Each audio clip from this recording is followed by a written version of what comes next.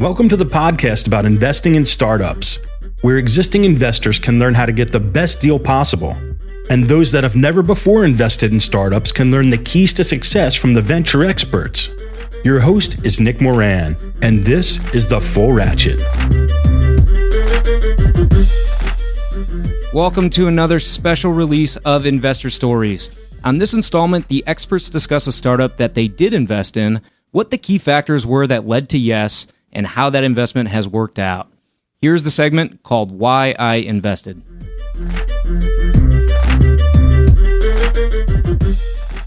On today's special segment, we have Chris Farmer of SignalFire. Chris, can you tell us a story about a startup you invested in, how you met the founder, and what made you say yes?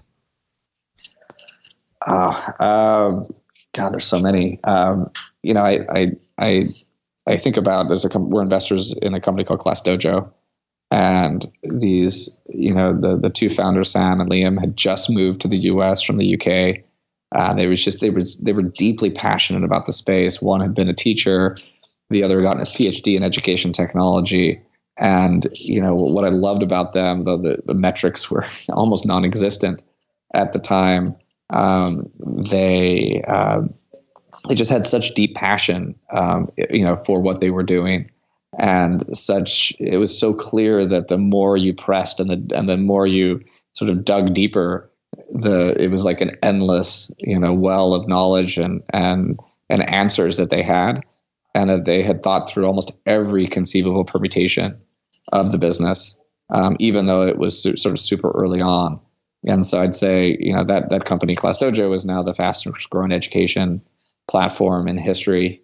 And is in well over 90% of all U.S. schools, K through 8, and growing virally in 190 countries around the world. It's just an unbelievable emerging business, and definitely one to watch.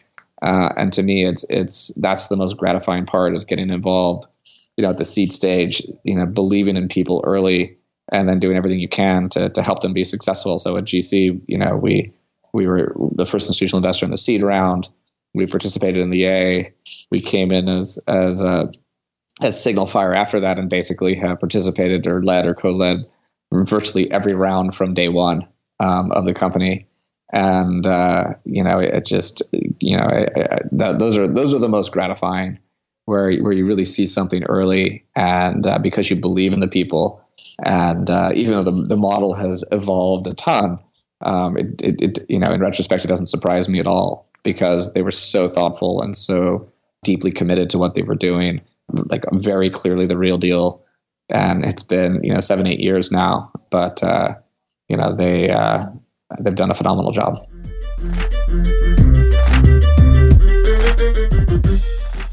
On today's special segment, we have Chris Olsen of Drive Capital. Chris, can you tell us a story about a startup that you did invest in, how you met the founder, and what led you to yes?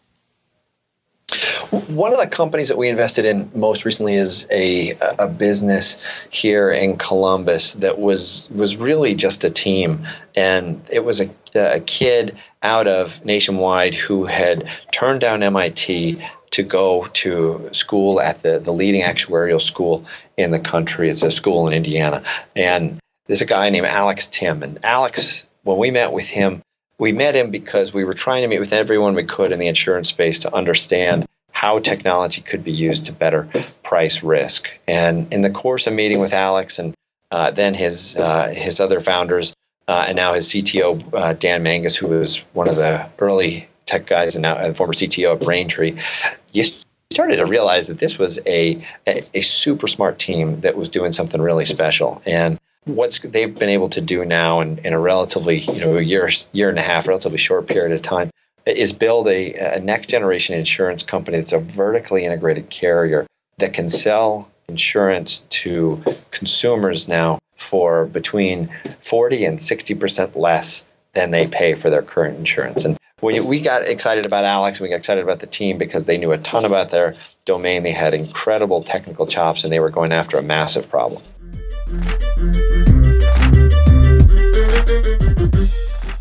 On today's special segment, we have David Cowan of Bessemer Venture Partners. David, can you tell us a story about a startup that you invested in, how you met the founder, and what made you say yes? When I was a boy, I read a Scientific American article about public key cryptography, how you could use math to solve the problem of exchanging secret keys among strangers. My father helped me understand the math a little bit, and I was just blown away as a kid that math could actually solve such an important real-world problem. So when I became a venture investor, I decided to see whether I could help bring this technology to life. And so I tracked down this company in Foster City, RSA, which stood for Raveshamir Edelman, the three mathematicians who came up with this idea. And RSA was commercializing public key cryptography, and they were doing it by licensing patents and creating some software libraries that people could use if they wanted to try to do this. They had some early customers like IBM and Lotus who were embedding public key cryptography into their products. But it was a small company. They didn't really have any big blockbuster products of their own. They weren't able to raise venture capital. And so they really just had one angel, a guy named Addison Fisher, who was a billionaire in Florida. And Addison had bought up 51% of the company from the mathematicians. And so when I went out to visit RSA, the CEO, Jim Bidzo, said, great, I'd love to talk to you, about investment. By the way, the fact that he was willing to talk to me, a fresh associate who was, how old was I, 27 years old or something, and the fact that he would even take the meeting with me showed how desperate he was for capital. This little company in Foster City, which was doing this obscure thing in security, was not interesting to any more experienced venture capitalists back then. So security wasn't a sector anybody was interested in. It was really just something, it was something the government was interested in, but nobody else. And so he said, well, Jim said, if you want to invest in RSA, you really need to talk to Addison Fisher. So I flew out to Florida and drove for hours through the Everglades to come to this shack in the Everglades with a tin corrugated roof. And in there was the office of this reclusive billionaire, Addison Fisher. And I said, I'm here because I'd like to invest in this company you have a stake in, RSA. And he said, well, I think it's very valuable. It's sitting on these very important patents. And so I'm not really interested in taking your money unless you want to invest at the crazy valuation of $20 million pre-money. And I can tell you back then, that's like unicorn language today. That is 20 million pre-money. That was just crazy in 1992. So I shuffled out of there and drove back to the airport and flew back home. And then I was hosting a poker game up in the Boston area, and I invited Ron Rivest, and I was delighted that he came. And he was telling me how you could use public key cryptography to create a certificate authority that would then enable not just encryption, but also authentication on networks. And now I was starting to think that maybe this new ARPANET thing, people were calling the internet, maybe this would be something that could take advantage of this kind of authentication. And so came out to California and talked to Jim Bidzos about that. And I think it was his idea that, hey, why don't we, that would work. We could do that at RSA, but Addison Fisher doesn't want to take your money. Why don't you create a spin out? Why don't you create a new company and we'll work with you to do a CA? So I incorporated a company called Digital Certificates International. And then I went back to Jim and I said, okay, I'm going to give you a third of this company in exchange for all the technology that you have in your help in order to create a certificate authority. And Addison agreed to that because he continued to hold the patents so that he wasn't sharing them with this new company. And so Bessemer put more money into that alongside some strategic investors, Visa, Mitsubishi, and Intel. And Jim, for the next few months, he ran the company as well, in addition to RSA, until we recruited Stratton Sklavos. And soon after, Stratton brought in a team, and among other things, they changed the name of the company to VeriSign. And VeriSign did, in fact, put up a certificate authority that then allowed browsers to authenticate servers and exchange keys in a trusted model. And anytime you're on a browser and you see that lock go on in the browser, that's because the browser just checked a certificate and got a key from the server. And that all dates back to that original VeriSign technology. Wow.